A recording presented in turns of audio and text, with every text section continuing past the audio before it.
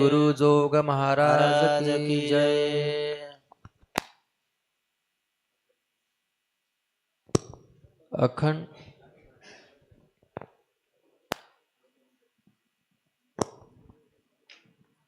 प्रपंच रचना सर्व ही भोगुनी त्यागिली, तापाचे ज्वाळे देह बुद्धी हविली, वैराग्याची निष्ठा प्रगटून दाखविली, अहंता ममता दौडून निज शांती वरिली। जय जयाजी सद्गुरु स्वामी तुकया दातारा, तारक तो सकळांचा जीवलग सोयरा।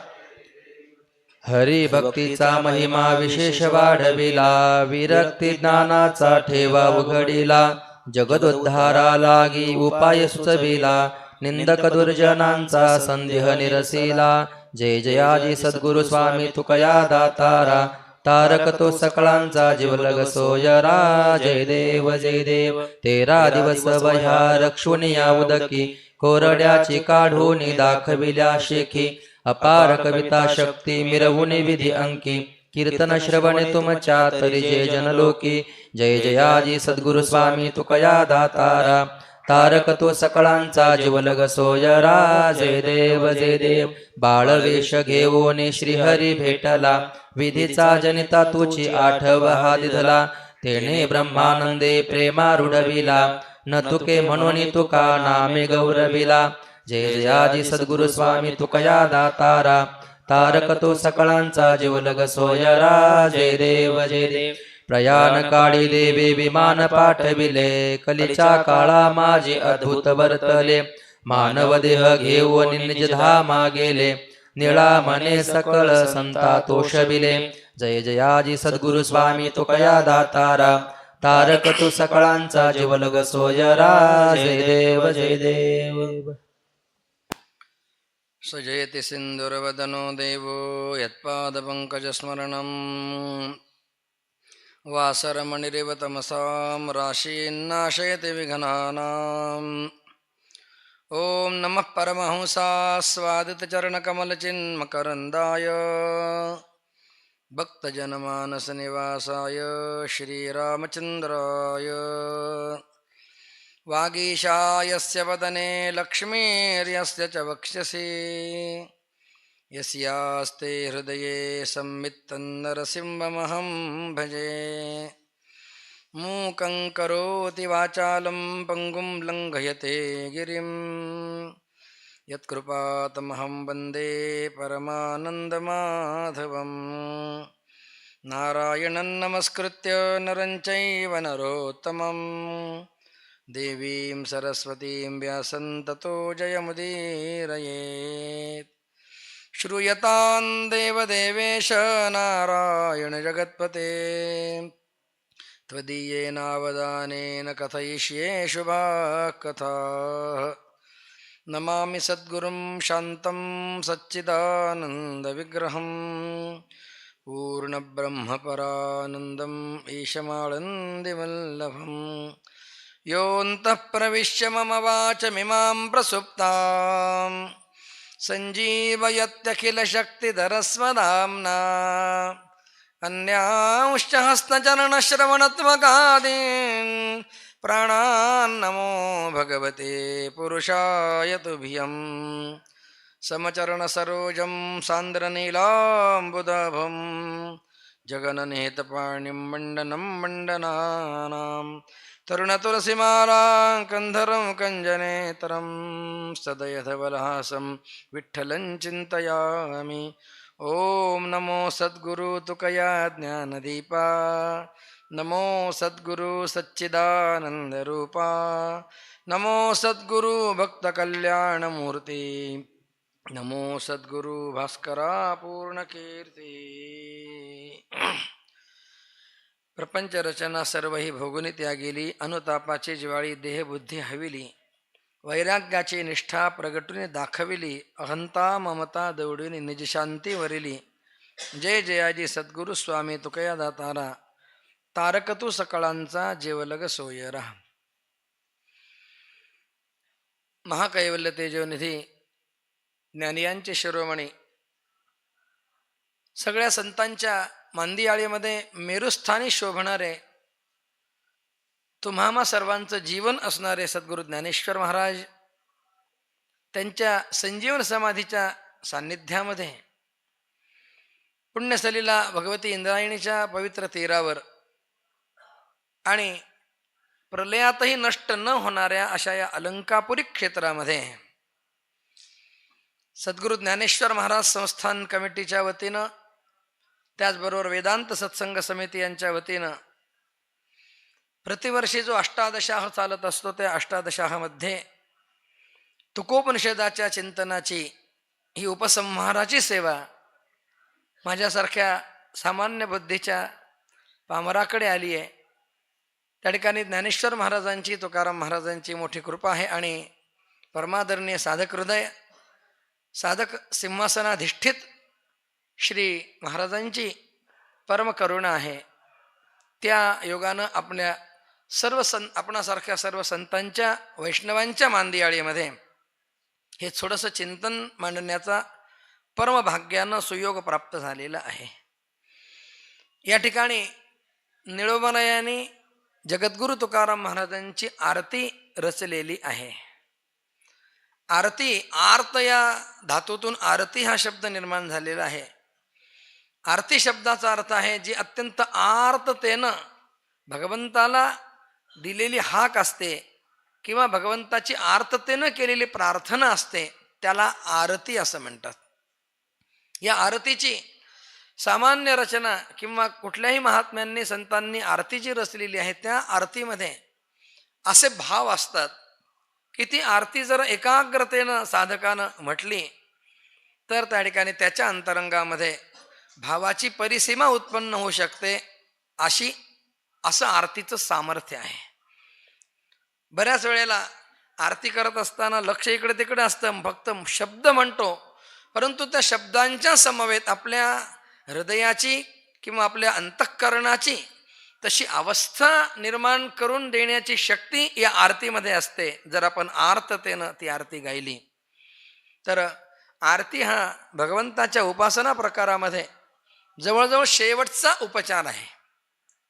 म्हणजे सगळं देवाला समर्पण केलेलं आहे आणि सर्वस्व समर्पण करून सगळे उपचार देवाला समर्पण करून आता त्या ठिकाणी माझ्याजवळ काही राहिलेलं नाही. अंतःकरणपूर्वक अत्यंत आर्ततेनं देवाची करुणा भाकण्याचा प्रकार म्हणजे आरती आहे. श्री महाराजांच्या या आरतीची अत्यंत श्रेष्ठ अशी रचना निळोबारायाने त्या ठिकाणी केलेली आहे. महाराजांचं दिव्य जीवन, जगद्गुरु तुकोबारायांचं दिव्य जीवन सगळ्या साधकांना एक आदर्श आणि ललामभूत असं जीवन आहे. आम्ही वैकुंठवासी आलो याची कारण असे, बोलिले जे ऋषी साचे भावे वर्ताया, असं आपल्या अवताराचं प्रयोजन तुकोबारायाने स्वयं सांगितलेलं आहे. तेव्हा अवतार घेऊन आले आणि अवतार घेऊन आल्यानंतर सगळ्या जगताला आदर्श असं साधकीय किंवा सिद्धाचं जीवन कसं जगावं याचा वस्तुपाठ देणारं श्री तुकोबारायांचं त्या ठिकाणी जीवन आहे. वस्तुतः त्यांना हे सगळं काहीही करण्याची गरज नाही, पण तुम्हा सर्वांच्यासाठी, जडमूढ लोक तारण्यासाठी, बुडते हे जन न देखावे डोळा, या हेतून श्री महाराज आपला जीवनक्रम हा सर्वसामान्य मनुष्याच्या सारखा आधी जगून परमार्थाच्या क्षेत्रातली उच्च पातळी कशी गाठता येते याचा आदर्श वस्तुपाठ देतात.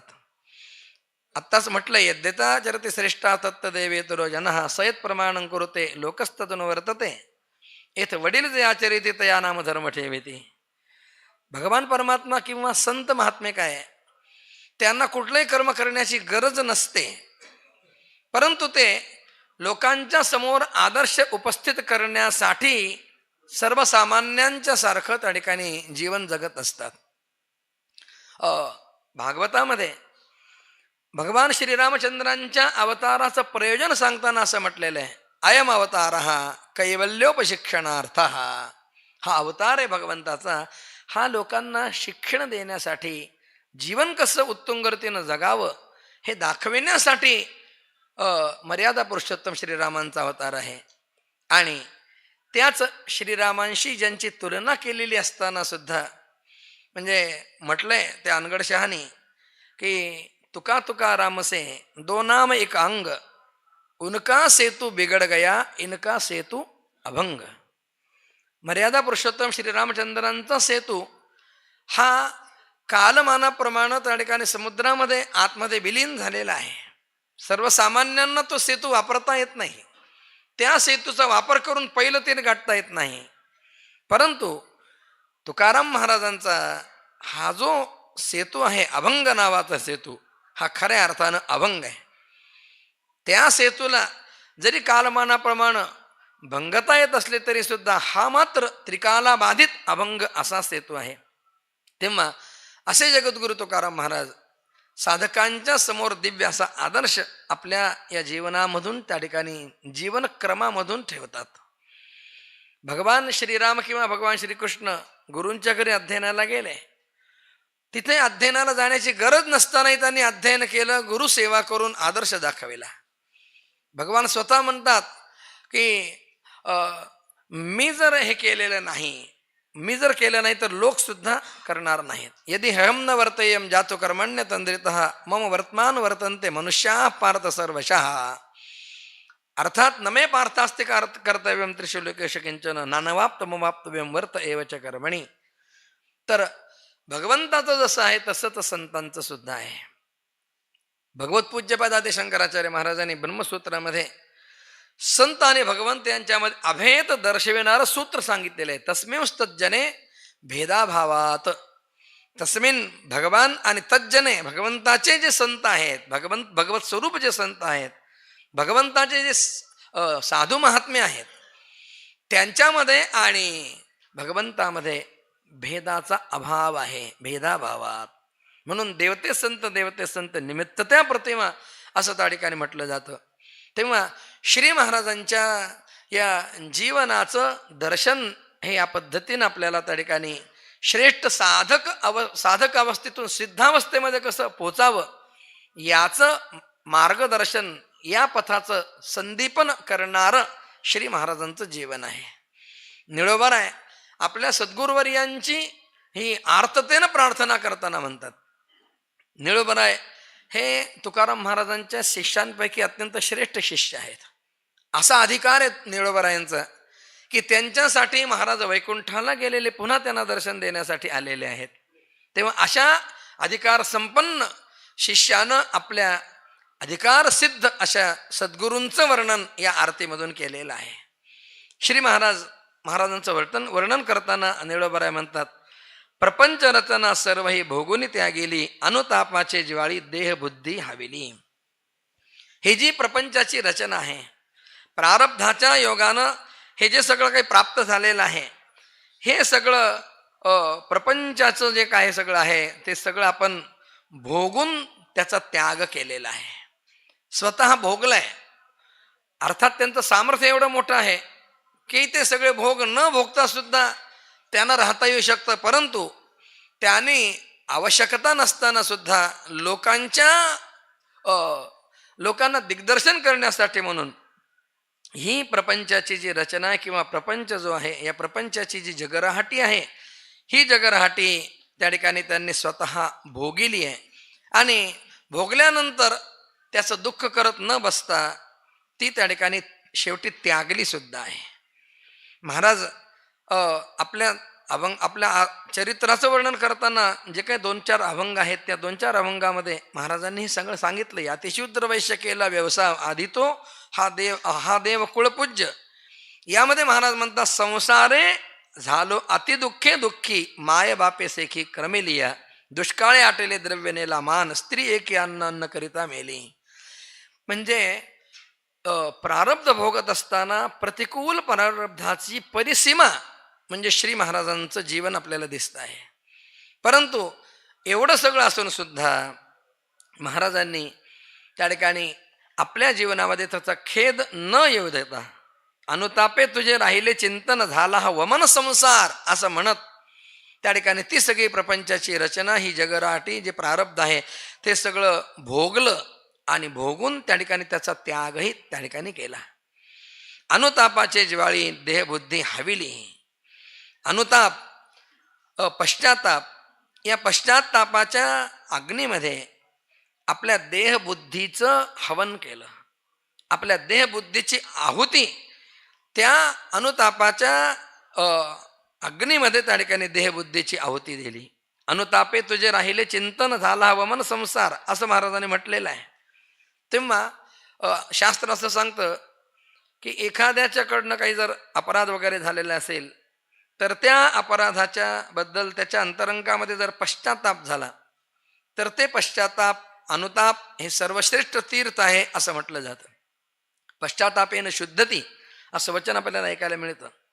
तेव्हा महाराजांच्याकडून काही अपराध झालेला नाही आहे तरी सुद्धा संसारामध्ये काही काळ मला जे राहावं लागलं त्या सगळ्या गोष्टीचा त्या ठिकाणी अनुताप माझ्या अंतरंगामध्ये झाला. आणि हा अनुताप, या अनुतापाच्या अग्नीमध्ये देहबुद्धीचं त्या ठिकाणी मी हवन केलं. देहबुद्धी त्या अग्नीमध्ये जाळून टाकली. देहबुद्धी जोपर्यंत कायम आहे तोपर्यंत संसाराशी संबंध आहे. सत्यवादी करी संसार सकळ, अलिप्त कमळ जळी जैसे, असं श्री महाराजांनी म्हटलेलं आहे. म्हणून जोपर्यंत देहबुद्धी कायम आहे तोपर्यंत त्या ठिकाणी या उपाधीचं स्मरण आपल्याला राहतं. महाराजांनी ते देहावर येणारी बुद्धी जी आहे ती देहबुद्धीचंच हवन केलं. ती देहबुद्धी जाळून टाकली.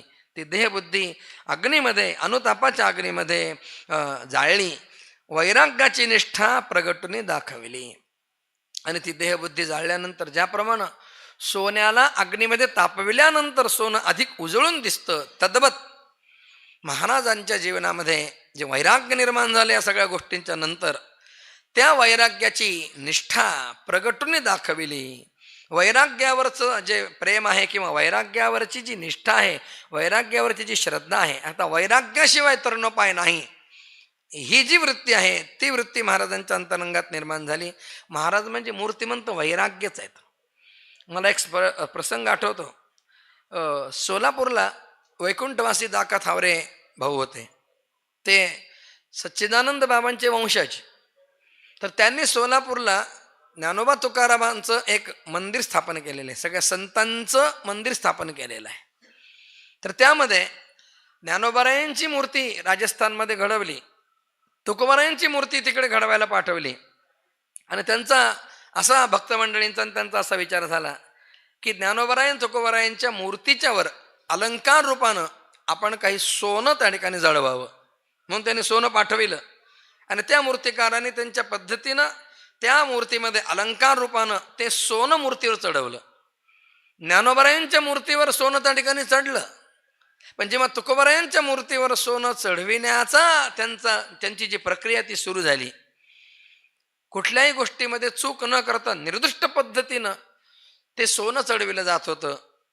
पण अनुभव असा येत होता की दिवसभर कार्य करून सोनं चढवायचं आणि रात्री वाळायला म्हणून ठेवायचं. पण दुसऱ्या दिवशी सकाळी त्या ठिकाणी त्यांना असं दर्शनाला येत असे, असं दिसून येत असे की ते चढवलेलं सोनं पुन्हा खाली गळून पडत असे. असं 2-3 वेळेला झालं. मग त्या सगळ्या कारागीर लोकांनी आपल्यातले जे ज्येष्ठ आहेत त्यांना विचारलं की तुम्ही शिकवलेल्या प्रक्रियेप्रमाणे आम्ही सगळं करतो आहोत, तरी सुद्धा या मूर्तीवर सोनं थांबत नाहीये, काय कारण असावं. मग त्यांनी इकडे फोन करून विचारलं या थावरे भाऊंना वगैरे मंडळींना की हा कोण महात्मा आहे की ज्या महात्म्याच्या मूर्तीवर सुद्धा सोनं थांबत नाहीये. आम्ही आतापर्यंत अनेकदा हे सगळं आयुष्यभर करत आलेलो आहे, तेव्हा आम्ही त्याच्यातले सरसावलेलो असताना सुद्धा आमच्याकडून इथे मात्र सुवर्ण चढविण्याची प्रक्रिया होत नाहीये. हा कोण असा आगळा वेगळा महात्मा आहे. तेव्हा त्या ठिकाणी या सगळ्यांना समजून चुकलं की श्री महाराजांच्या वैकुंठ गमनानंतर त्यांच्या पाषाणमयी विग्रहावर सुद्धा त्या ठिकाणी सुवर्णाचा लेप ते चढवू देत नाहीत. इतकं त्यांच्याकडे तीव्र वैराग्य आहे. तद्वैराग्यं जिहासाया दर्शन श्रवणादिभिः हा ब्रह्मस्तंभ पर्यंतम ह्याने ते भोग्य वस्तूनी, असं विवेक चूडामणीमध्ये आदिशंकराचार्य महाराजांनी म्हटलेलं आहे. तेव्हा ते कडकडीत मूर्तिमंत वैराग्य, तीव्र वैराग्य महाराजांच्या अंगी बांधलं. आणि महाराजांनी ते वैराग्य नुसतं स्वतःपुरतं ठेवलं नाही.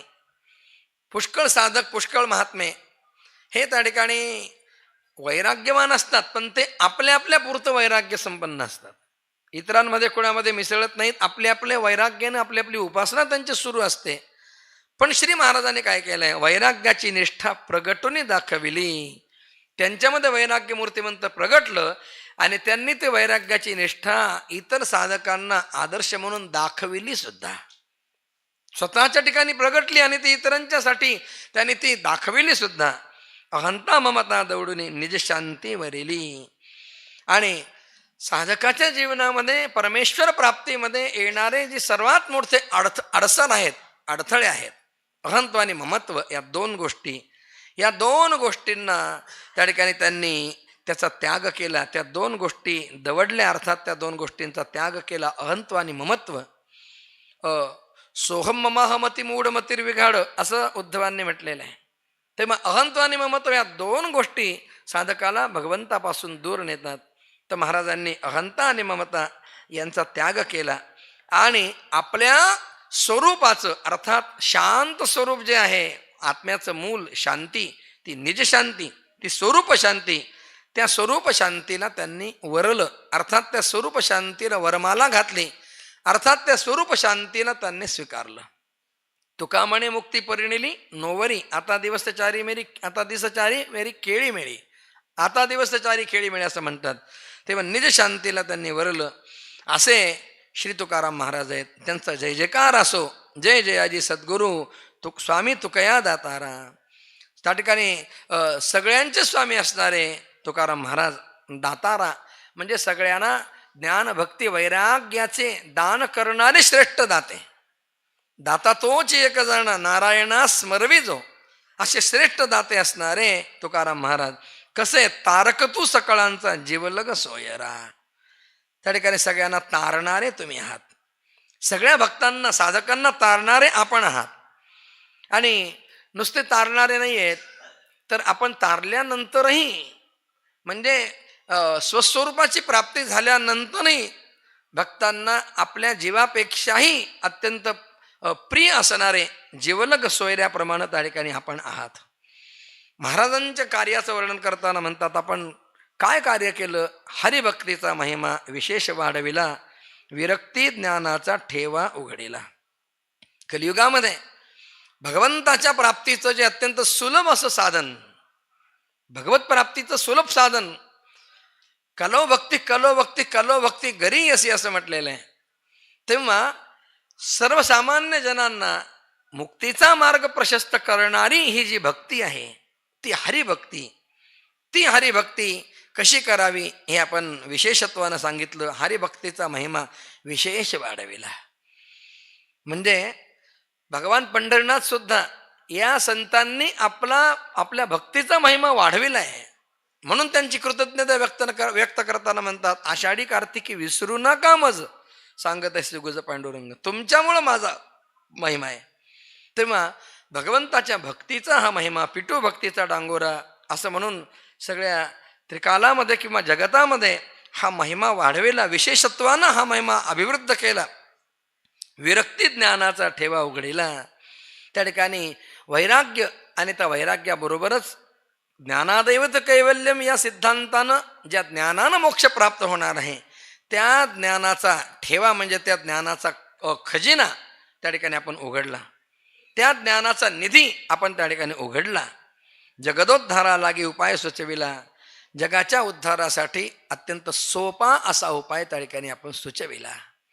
भगवंताकडे स्वात्मोद्धारासाठी जाण्याचे जे मार्ग आहेत, त्या सगळ्या मार्गांच्या मध्ये अत्यंत सोपा असा जो भक्तीचा मार्ग आहे, हरेर नाम हरेर नामैव केवलम कलो नास्तेव नास्तेव नास्तेव गतिरन्यथा, असा जगदोद्धाराचा श्रेष्ठ मार्ग आपण सगळ्या लोकांना सुचविला, सगळ्या लोकांना दाखविला. बऱ्याच वेळेला चाचपडणाऱ्या लोकांना कोणत्या मार्गाने जावं हे कळत नाही. निरनिराळी साधनं उपदेशलेली आहेत, तेव्हा त्या भिन्न भिन्न साधनांचा गोंधळ जेव्हा मनामध्ये निर्माण होतो, तेव्हा एकनिष्ठ भावानं कोणतं साधन अंगीकारावं असा जेव्हा साधकांच्या मनात गोंधळ निर्माण होतो, तेव्हा महाराजांनी त्या ठिकाणी अत्यंत श्रेष्ठतेनं हाच उपाय आहे, या उपायानं तुम्हाला भगवत प्राप्ती होईल, या उपायानं तुमचा उद्धार होईल, असा उपाय जगदोद्धाराचा उपाय सुचविला. आणि तो उपाय सुचवित असताना जे कोणी निंदक होते, दुर्जन होते, त्या निंदकांचं दुर्जनांचं आपण परित्राण केलं, अर्थात त्यांचा नाश न करता त्यांच्या अंतरंगामध्ये जो संदेह होता त्या संदेहाचं आपण निरसन केलं, तो संदेह निवृत्त केला. तुकाराम महाराज कोणी सामान्य आहेत असं त्या ठिकाणी निंदकांना वाटायचं, तर स्वतः ते आपण सामान्य नाही आहोत हे दर्शविण्यासाठी काही न करता आपल्या नित्याच्या व्यवहारातून, आपल्या जीवनातूनच सगळ्या लोकांचा हा जो संदेह आहे तो संदेह दूर केला. त्याचबरोबर आत्मस्वरूपाच्या बद्दलचा जो संदेह आहे की मी देह आहे किंवा आत्मा आहे, हा जो संदेह आहे हा सुद्धा संदेह आपण त्या ठिकाणी नष्ट केला. आणि तो संदेह नष्ट करून त्यांना मोक्षाचा मार्ग प्रशस्त केला. त्यानंतर आपण एक अद्भुत घडविलं. 13 दिवस वया रक्षण्या उदकी, कोरड्याची काढवणी दाखविल्या शेखी, जळी दगडासहित वया तारियल्या जैशा लाया. तेव्हा दगडासहित वह्या बुडवेलेल्या असताना सुद्धा जशा लाह्या फुटतात त्याप्रमाणे आपण त्या वह्या त्या ठिकाणी तारल्या. भगवंतानी तुकोबारायांच्यासाठी त्या वह्या 13 दिवस पाण्यामध्ये बुडविलेल्या असताना अभंगांच्या त्या ठिकाणी त्या पाण्यामध्ये त्याचं रक्षण केलं आणि कोरड्याची काढून दाखविल्या. त्या कोरड्या काढून त्या ठिकाणी सगळ्यांना दाखविल्या. शेखी म्हणजे शेवटी त्या ठिकाणी सगळ्यांना ते अद्भुत असं दर्शविलं. म्हणजे कागदावर पाण्याचा नुसता थेंब जरी पडला तरी सुद्धा कागद विकृत होतो, परंतु दगडासहित पाण्यामध्ये बुडविलेल्या वह्या त्या सुद्धा आपण त्या ठिकाणी कोरड्या काढून सगळ्यांना दाखविल्या. अपार कविता शक्ती मिरवणी विधी अंकी, अपार अशी कवित्व शक्ती आपल्यामध्ये त्या ठिकाणी उत्पन्न झाली. महाराजांनी स्वात्म आत्मचरित्राचं वर्णन करताना पुढे म्हटलेलं आहे त्या अभंगामध्ये की पुढे कवित्व हे माझ्या ठिकाणी यावरी या झाली कवित्वाची स्फूर्ती, पाय धरले चित्ती विठोबाचे. नामदेव महाराजांनी स्वप्नामध्ये येऊन सांगितलं आणि त्यानंतर कवित्वाची स्फूर्ती झाली आणि कवित्व करण्याला मी आरंभ केला. महाराजांनी कविता कशी केली? अपार कविता शक्ती मिरवणी विधी अंकी. ही अपार कवितेची शक्ती म्हणजे अपार कवित्व त्यांनी त्या ठिकाणी केलं. जणू काही ब्रह्मदेवाच्या मांडीवर बसून त्या ठिकाणी महाराज हे सगळं कवित्व आपलं मिरवितात. अर्थात या कवित्वाचा गौरव ब्रह्मदेवानं सुद्धा करावा असं कवित्व महाराजांचं आहे. कीर्तन श्रवणे तुमच्या तरिजे जनलोकी. आणि तुमच्या कीर्तनाच्या श्रवणानं, तुमच्या मुखातल्या कीर्तन श्रवणानं किंवा तुम्ही जे कवित्व करून अभंग निर्माण केलेले आहेत त्या अभंगांच्या श्रवण मात्रानं लोक या भवसागरातून तरुण जातील असं सामर्थ्य त्यामध्ये आहे. कीर्तन श्रवणे तुमच्या तरिजे जनलोकी. म्हणून महाराजांना जाऊन जरी एवढे वर्ष झालेले असले तरी सुद्धा ते अभंग रूपानं आपल्यामध्ये आहेत. म्हणून अभंगांचं चिंतन, अभंगाचं श्रवण या कीर्तनाच्या निमित्तानं जे आपण करतो त्या अभंगाच्या श्रवणानं, त्या कीर्तनाच्या श्रवणानं या भवसागरातून लोक तरुण जातात असं सामर्थ्य त्यामध्ये आहे. तर आपल्याला प्रत्यक्ष भगवंतानं येऊन दर्शन दिले. बाळवेश घेऊन श्रीहरी भेटला, विधीचा जनिता तूची आठवा दिला. बाळवेश घेऊन आपण त्या ठिकाणी आपल्याला भगवान परमात्मा भेटले. सगळ्या प्रपंचाचा त्याग झाल्यानंतर महाराज ते सगळ्या आपल्या वह्या वगैरे सगळ्या खतावणीच्या सगळ्या बुडविल्या आणि बरे झाले देवा निघाले देवाळे वगैरे असं म्हणून संसारातून निवृत्त होऊन महाराज जेव्हा गोरोडा भंडारा या डोंगरावर येऊन भगवंताचं भजन करत असत त्यावेळेला ते भजन इतक्या तीव्र अशा स्वरूपाकडे गेलं, त्या ठिकाणी ते भगवंताला आळवणं इतकं तीव्र तर होऊन गेलं की स्वयं भगवान बाळवेश घेऊन गुराख्याच्या वेशामध्ये येऊन तुकोबारायांना त्यांनी दर्शन दिलं. आणि भगवंताने त्यांना दर्शन दिलं. विधीचा जनिता तूची आठवा दिला. तो भगवान परमात्मा सामान्य नाही आहे. विधी म्हणजे ब्रह्मदेवाला सुद्धा निर्माण करणारा तो आहे. ब्रह्मदेवाचा जनिता तो आहे, अर्थात सगळ्या विश्वाचा जनिता तो आहे. हा आठव दिला. त्या ठिकाणी स्मरण भगवंत त्या ठिकाणी दिलं. तेने ब्रह्मानंदे प्रेमारूढविला. त्यामुळे जो ब्रह्मानंद प्राप्त झाला त्या ब्रह्मानंदाचा त्या ठिकाणी ब्रह्मानंदाचं प्रेम अर्थात ब्रह्मानंद जो त्या ठिकाणी आहे तो ब्रह्मानंद या भगवंताच्या सगुण भक्तीमधून घोटवेन लाळ ब्रह्मज्ञाने हाती मुक्त आत्मस्थिती पांगवीन अशा प्रतिज्ञेनं त्या ठिकाणी तो जो ब्रह्मानंद आहे किंवा त्या ब्रह्मानंदाचं जे प्रेम आहे ते सगळ्या जगामध्ये आपण रूढ केलं. न तुके म्हणून तुका नामे गौरविला. तुकिता तुलनेसी ब्रह्म तुकासे आले म्हणून रामेश्वरे चरणी मस्तक ठेविले असं म्हटलंय. ब्रह्मा आणि तुकाराम महाराज यांची जेव्हा तुलना करण्यात आली तेव्हा ब्रह्माचं पारडं हलकं झालं, तुकोबरायांचं पारडं जड झालं. तुकिता तुलनेसी ब्रह्म तुकासे आले किंवा ब्रह्माबरोबर तुलना केलेली असताना परब्रह्म स्वरूप साक्षात ते आहेत असं त्या ठिकाणी सगळ्यांना कळलं. म्हणून तुका नामे गौरविला. ज्याची कधी तुलना होत नाही, जो कधी तुकला जात नाही असा तुका, अशा त्या ठिकाणी नामाने त्यांना गौरविलं. आणि सगळ्यात शेवट अत्यंत कळस म्हणजे काय तर कलियुगामध्ये जन्माला आलेल्या जीवाला यज्जन्यम तदनित्यम या न्यायानं आपल्या पंचभौतिक स्थूल देहाचा त्याग केल्याशिवाय वरच्या प्रवासाला जाता येत नाही. त्या ठिकाणी मोठे मोठे महात्मे अनेक प्रकारचे नवे नवे भगवान श्रीराम श्रीकृष्ण वगैरे यांनी सुद्धा ही जी तनू आहे ती तनू आपली त्यागली. देवाने सुद्धा तनू त्यागून आपल्या आपल्या स्वस्थानाला आपल्या निजधामाला गमन केलं. परंतु एकमेव जगद्गुरु तुकाराम महाराज असे आहेत की जे आपल्या या देहासहित वैकुंठाला गेले. म्हणून महाराज शेवटच्या चरणामध्ये म्हणतात प्रयाण काळी देवे विमान पाठविले.